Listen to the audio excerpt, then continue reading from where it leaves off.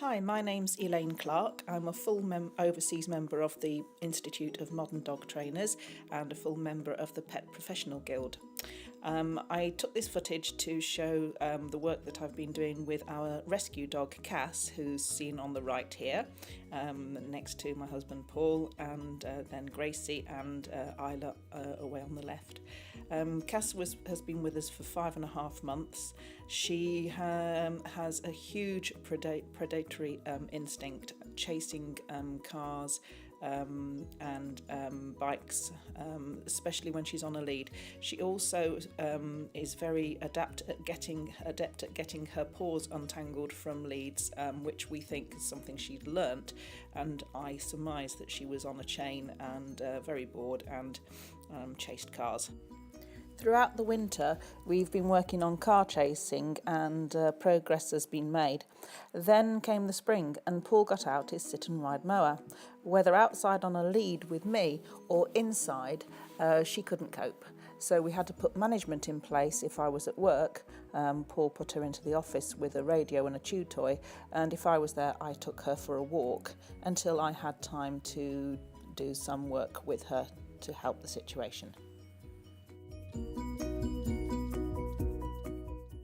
What I started doing was to teach her a calm position, so offer to lay on her side with her head on the ground.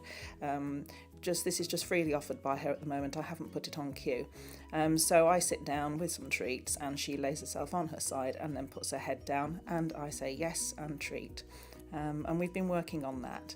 So on this day, 14th of April, I set it up with a success station, so we have a mat, and whilst Paul worked at a distance very slowly with the wacky tail, with the lawnmower, I waited for Cass to offer me her newly learnt skill, and she was helped there by Gracie and Isla.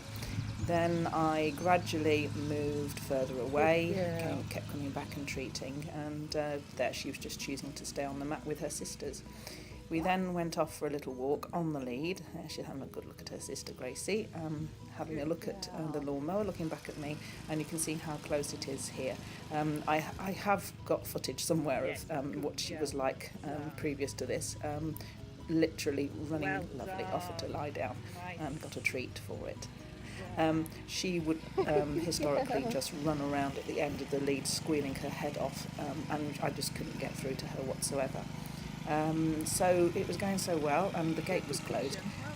So I decided to see what would happen if I just let her off the lead and walked away. She chose to come with me. Obviously, at the moment, she's working for treats. She knows I've got treats, but no, that's how we start.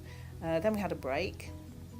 Went down to see Dad in the area he'd been mowing, and here it was a lovely moment. Her and Gracie decided to lay down together. Then she decided to go off and have a happy dog, so obviously showing that the training session hadn't been too stressful for her. So then we took a risk, and just there you see Paul had started up the mower. Isla was on the success station. Cass had three choices. She could have gone to the success station, she could have gone chasing after the lawnmower, or she could have come to me. She chose to come to me.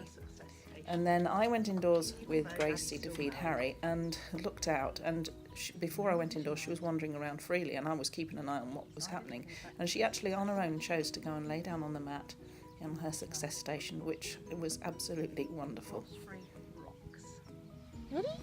So then I decided to have a free play session with her and the other two, and very happy to play ball with me, and her dad was still mowing in the agility area below. So then the big moment, she put herself on the mat playing with her ball, and I gave Paul the nod to come through very slowly with the lawnmower. And she just happily sits there, has a look, looks back at me, wags the tail because Mum's coming in saying good girl. At no stage here did I tell her to go on her mat or stay. I didn't give her any cues whatsoever. I just waited, watched and rewarded good decisions. Force-free training rocks.